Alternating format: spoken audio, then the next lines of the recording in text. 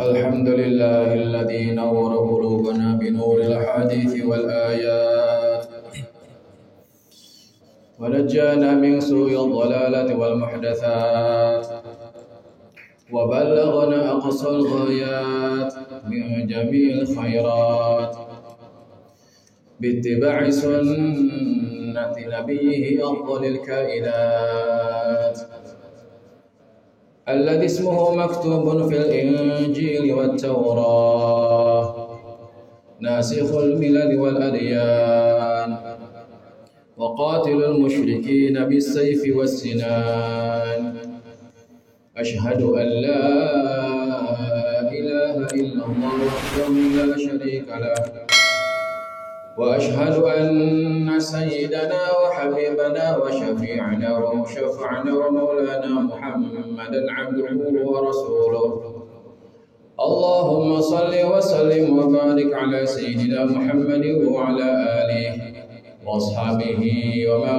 تبعهم بإحسان إلى يوم القيامة أما بعد فيا أيها المسلمون رحمكم الله أوصي نفسي وإياكم بتقوى الله فقد فاز المتقون قال الله سبحانه وتعالى في كتابه الكريم يا أيها الذين آمنوا اتقوا الله وتنظر نفس ما قدمت لغد واتقوا الله إن الله خبير بما تعملون وقال رسول الله صلى الله عليه وسلم اتق الله حيثما كنت وأتبع السيئة الحسنة تمحوها وخالق الناس بخلق حسن أو كما قال النبي صلى الله عليه وسلم.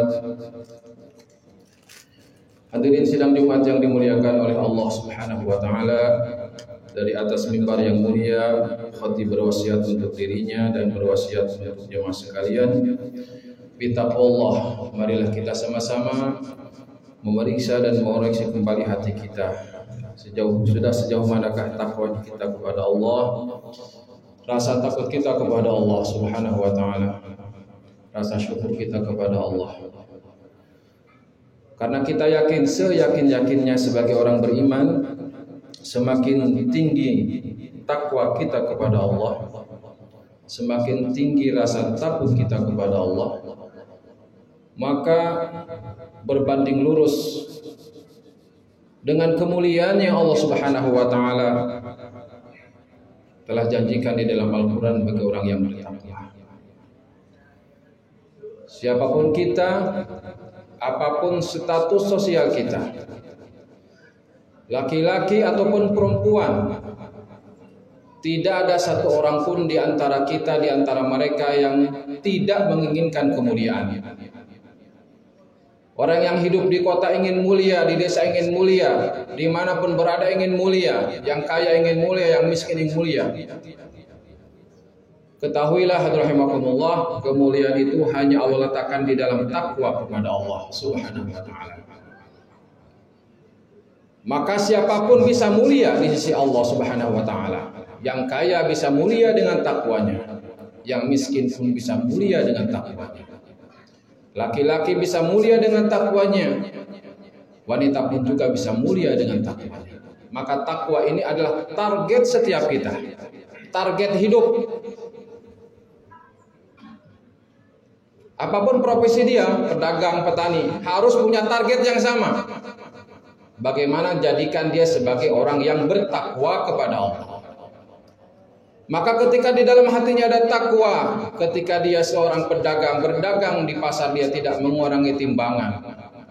Ketika di dalam hatinya ada rasa takwa kepada Allah, seorang pejabat, dia tidak akan buat korupsi. Maka hadirin sidang Jumat yang dimuliakan oleh Allah Subhanahu wa taala, setiap khutbah ini wajib khatib menyampaikan wasiat bittaqwa. Karena inti dari khutbah itu sendiri adalah wasiat bittaqwa. intisari, sehingga tanpa wasiat dengan takwa di dalam khutbah pertama atau khutbah kedua, maka khutbah tersebut tidak sah menurut syariat. Saking pentingnya sifat takwa ini, wajib disampaikan. Maka marilah bapak-bapak dan saudara-saudara sekalian yang dimuliakan oleh Allah, kita semua berusaha dan berusaha. Kami yang di atas mimbar berusaha, bapak-bapak yang di bawah juga berusaha. Yang di atas tidak lebih mulia daripada yang di bawah, karena kemuliaan itu tadi ada di dalam takwa kepada Allah Subhanahu wa ta'ala. Hadirin sidang Jumat yang dimuliakan oleh Allah Subhanahu wa ta'ala, orang bertakwa itu diantaranya senantiasa mensyukuri nikmat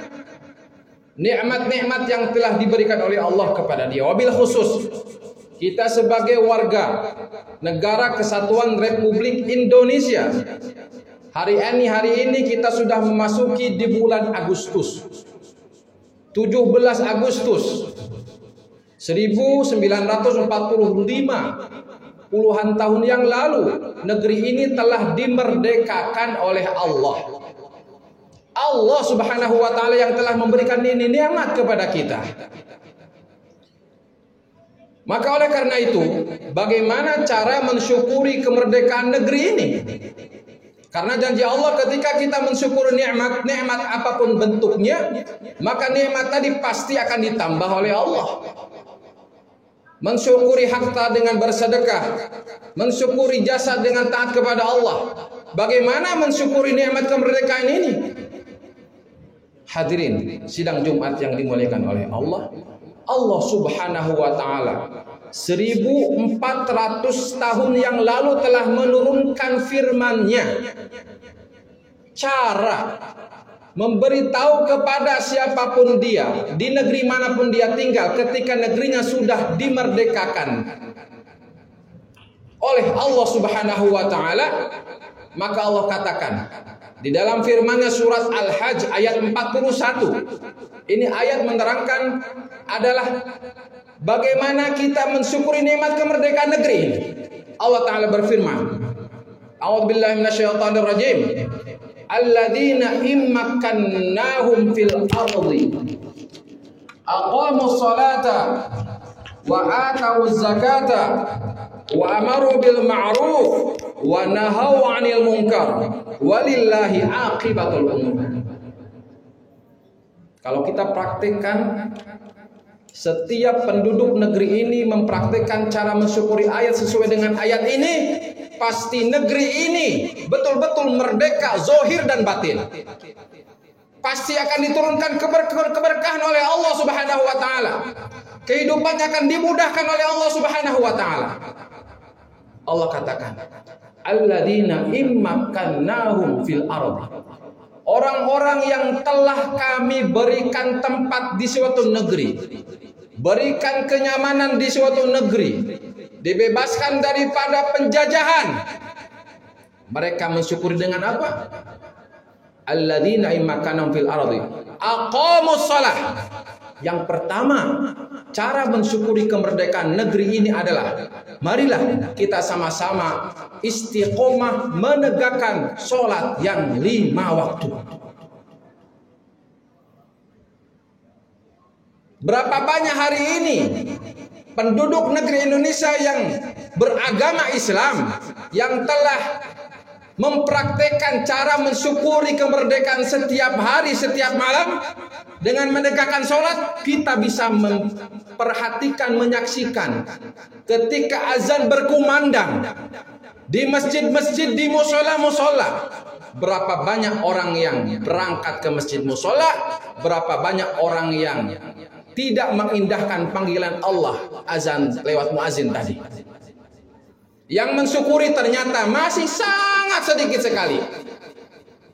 Maka oleh karena itu, pada bulan Agustus hari ini, marilah kita sama-sama mengistiqomahkan aqamus shalah dan juga mengajak saudara-saudara kita untuk menegakkan sholat.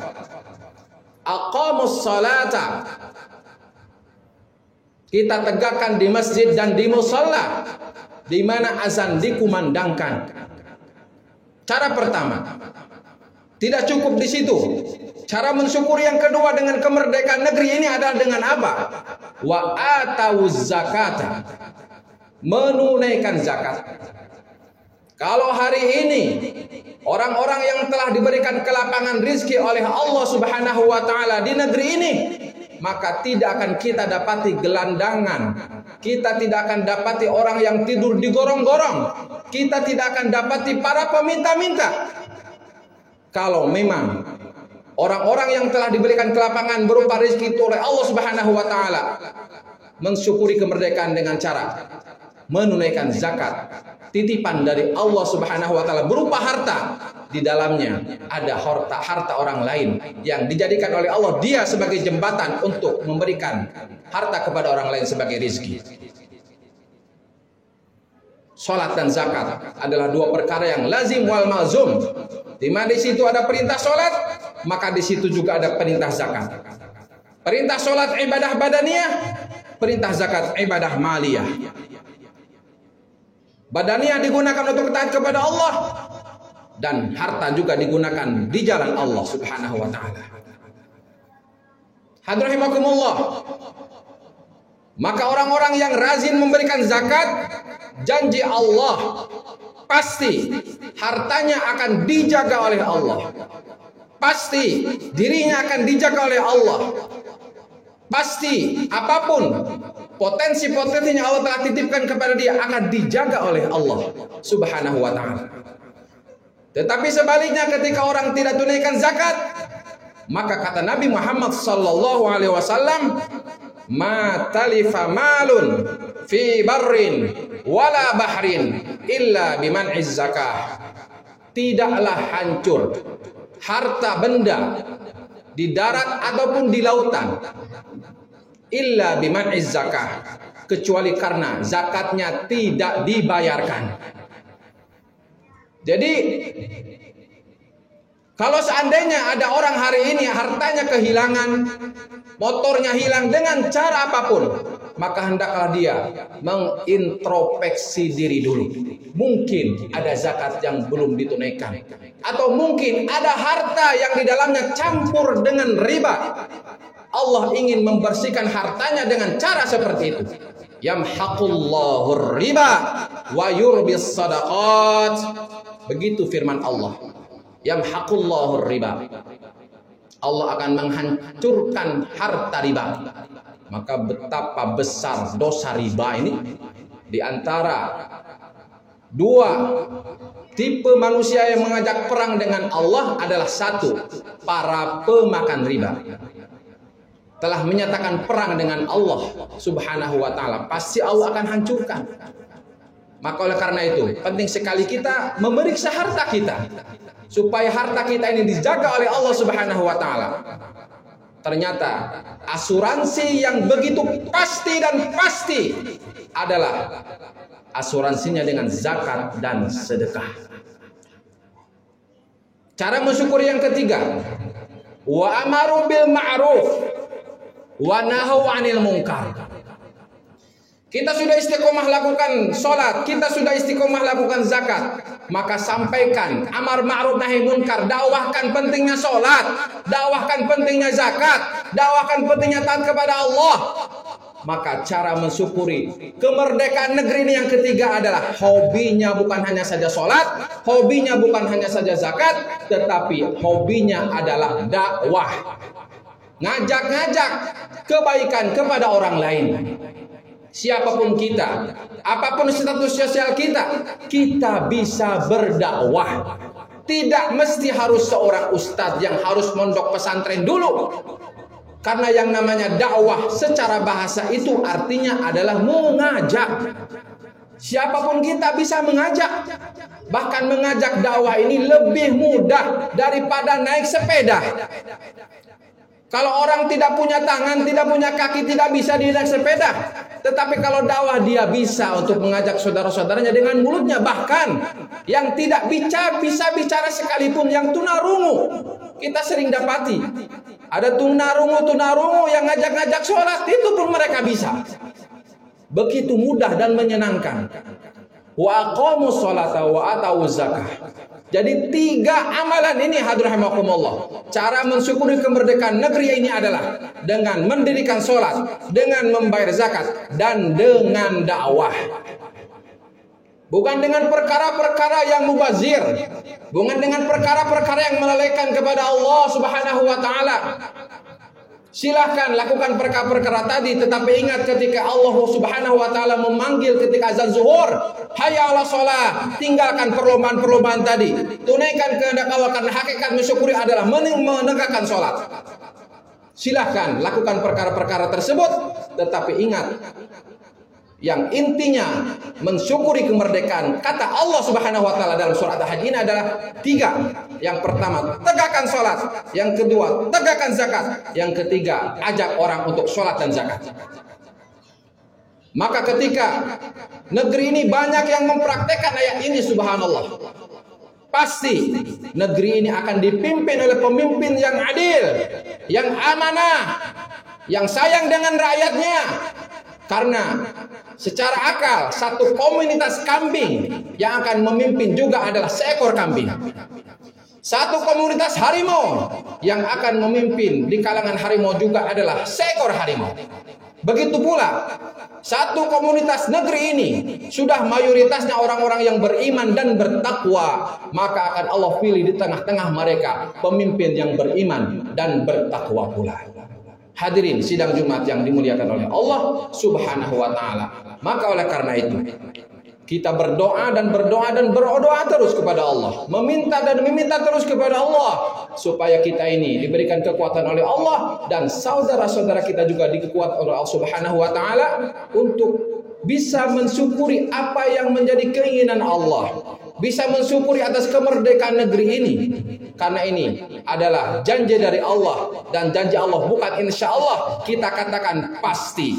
Innallaha la yukhliful mi'ad. Sesungguhnya Allah tidak akan pernah mengingkari janji yang telah dijanjikan olehnya. Barakallahu li wa lakum.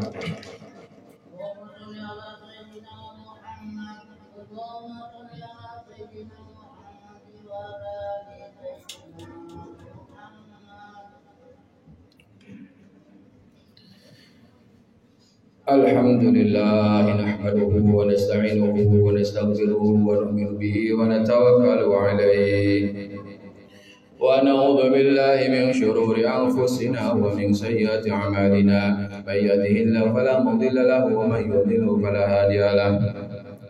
Asyhadu an la ilaha illallah wahdahu la syarika lahu wa asyhadu anna sayyidana wa habibana wa syafi'ana wa maulana Muhammadan 'abduhu wa rasuluhu. أما بعد فيا عباد الله اتقوا الله حق تقاته ولا تموتن إلا وأنتم مسلمون. قال الله سبحانه وتعالى في كتابه الكريم إن الله وملائكته يصلون على النبي يا أيها الذين آمنوا صلوا عليه وسلموا تسليما. اللهم صل على سيدنا محمد وعلى آل سيدنا محمد كما صليت وسلمت وباركت على سيدنا إبراهيم وعلى آل سيدنا إبراهيم في العالمين إنك حميد مجيد. اللهم اغفر للمؤمنين والمؤمنات والمسلمين والمسلمات الأحياء منهم والأموات إنك سميع قريب مجيب الدعوات يا قاضي الحاجات. ربنا ظلمنا أنفسنا وإن لم تغفر لنا وترحمنا لنكونن من الخاسرين. اللهم انصر الإسلام والمسلمين، اللهم أعز الإسلام والمسلمين، اللهم أهلك الكفرة المشركين الذين يصدون عن سبيلك ويقاتلون أولياءك. ربنا تقبل منا إنك أنت السميع العليم.